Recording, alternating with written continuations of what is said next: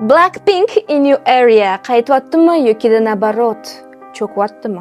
Nega Blackpink fanati borib YG'ga ataka qildi? Nimaga Blackpink 10 yilligi munosabatiga почти hech narsa tayinlanishmayapti? Blackpink haqiqatdan ham yo'q bo'lyaptimi yoki faqat mish-mishlarmi bular? Xullas, bu haqida batafsil hozir gaplashamiz. Siz yaqinroq o'tirib oling, choy, kofe qilib oling va qani ketdik. Va bugun 8-avgust Blackpink tug'ilgan kuni bilan tabriklayman.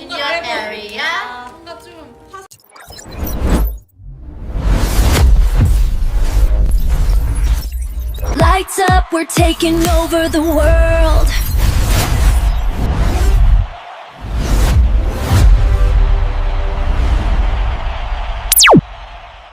Blackpink fanati, ya'ni yaponka kelib YG Entertainmentga Klushka bilan ishini urib sindirdi ham.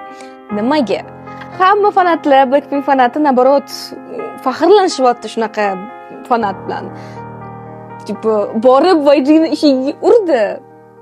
Казалось бы, что-то nima qilyapti, nima unaqa qilyapti, bu g'alati-ku deganda qilsa bo'ladi, ammo hamma fandom likovat qilyapti. Молодец deyapti, zo'rsan, boplaring deyapti. Hammasi esa YG Entertainment deb.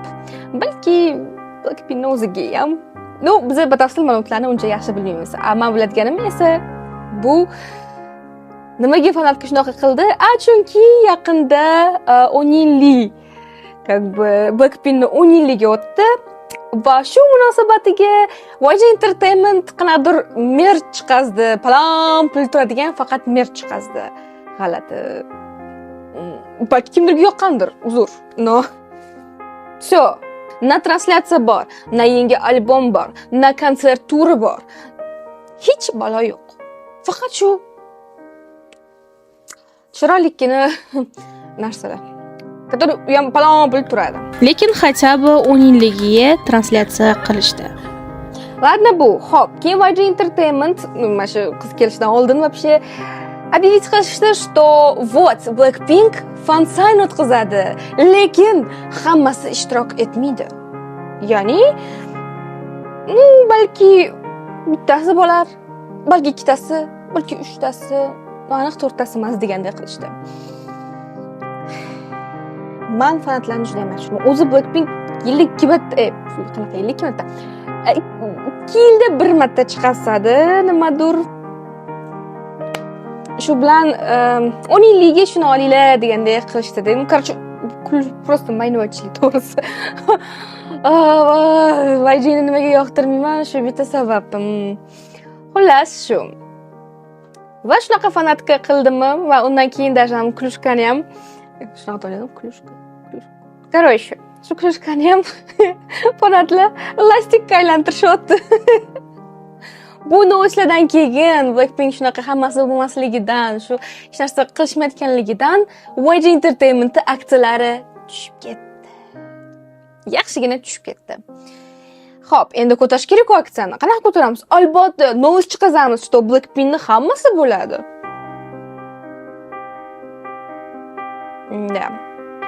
Yo, tushunmayman, nimaga undan oldin shunaqa deyish kerak edi, что hammasi bo'lmaydi, расписаниягasiga qaraymiz debdi. Keyin vaqt o'tib, yo'q, hammasi bo'ladi, Blackpinkni ko'ringlar deganda. Ito. Nima minus bor? Shu fan-signda o'sha qanaqa qatnashish mumkin? Albatta, fan-signga qatnashish uchun sizda Weverse fan klubga a'zo bo'lishingiz kerak. Ya'ni membershipingiz bo'lishi kerak. Membership esa mana shu iyungacha to'langan bo'lishi kerak, shu sotib olingan bo'lishi kerak. Na minutочку.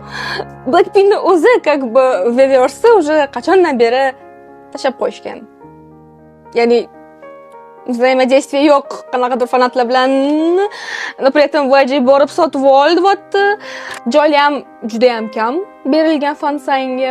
O'zi bitta savolda, savol tug'ilib turgani, nimaga YG birinchi mana shunaqa dedi, что вот hamma uchasnitsilar bo'lmaydi, keyin hammasi bo'ladi dedi. G'alati bu. Во-первых, menda dagatkam birinchidan bu haqiqatan qizlar ishtirok eta olmasdi, lekin bunaqa valna hitdan keyin ishtirok etishga to'g'ri keladi.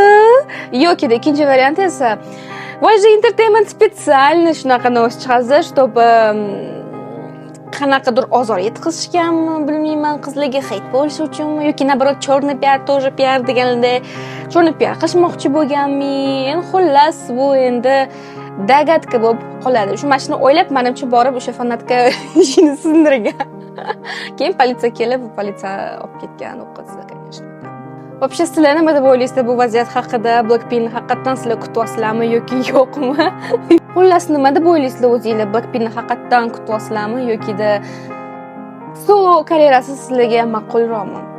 O'z fikringizni kommentariyada qoldiring.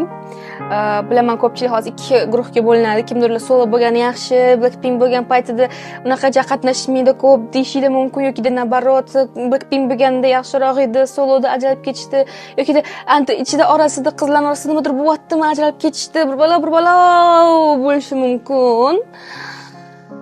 Ammo hammasi haligacha подтвержденный emas va hammasi miyamizda qoladi.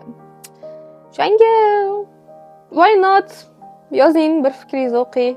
Nima deb o'ylaysiz? Haqiqatan u qiz fanatka to'g'ri qildimi bu haqida yoki yo'qmi? Albatta obuna bo'ling. Men ko'ryapman, to'g'risi. Где-то 80-70% sizlar подписанmasizlar. Iltimos подписаться qilinglar. Qancha video like mayli, qancha video prosmotr yig'ilsa, shuncha kontent ko'payadi. Shunga agar siz hozir Blink juda ham kuchli fanat bo'lsangiz, o'z o'rtog'ingizga, o'z Blink o'rtog'ingizga yoki-da endi o'rgatayotgan o'rtog'ingizga bo'ladimi yo вообще bilmaydiganmi, bilib olsin deydigan o'rtog'ingizga yuborib qo'ying, чтобы unga ham bu narsa bilish haqida shok kontent bo'lsin albatta. Как будто. Shuning uchun sizni подписаться qilishingizni kutib qolaman. Keyingi videogacha xayr. Qanaqa videolarni xohlardinglar bu kanalda ko'rishni. Опять-таки kelinglar birga kanalni ko'tarib K-pop O'zbekistonga tanitamiz. Hamda Instagramga ham obuna bo'lish esingizdan chiqmasin, chunki konsert kutyapti bizani yaqinda. Vloglar bo'ladi. Shunga obuna bo'ling. Hamma bilan keyingi videogacha ko'rishguncha xayr. Chunki xayrlashim juda qiyin bo'ldi. O'zim sizlarni sog'inib ketganman. Shunga qiyinda shu menga xayrlash. Mayli, bo'pti. Xayr.